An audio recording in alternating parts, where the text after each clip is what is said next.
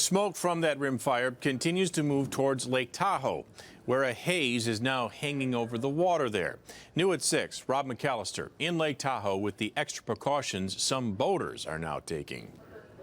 Yeah, keep Tahoe blue is not only a popular phrase, it's also a bumper sticker. But these days, the water is looking a little gray. That's because of all the smoke out in the air that's ruining one of the most majestic views in the entire country. I have never seen it like this on the lake. The smoke's settling here in the Tahoe Basin, even though the rim fire near Yosemite is more than 120 miles away. It's gross. A few weeks ago, you could see across the lake without a problem.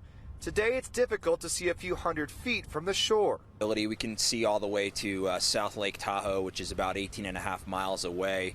But as you can see, the visibility is about a half a mile. Which is why boaters are taking a few extra precautions. Pretty hard to navigate, actually. We just kind of cruised closer to the shoreline. We didn't go all the way out in the middle. There have not been any accidents this week, but Labor Day weekend tends to draw hundreds of boaters to the water. With many unfamiliar with the lake, the smoke may only make it harder to get around.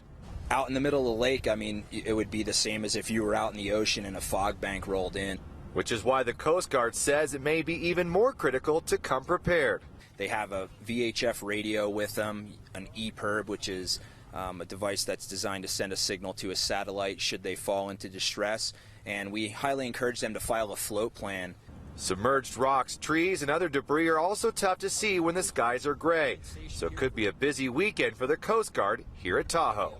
So not only objects underneath the water an issue, but also the lake level is becoming a problem, as many of those who try to pull out their boats at those typically busy ramps are going to have an even tougher time.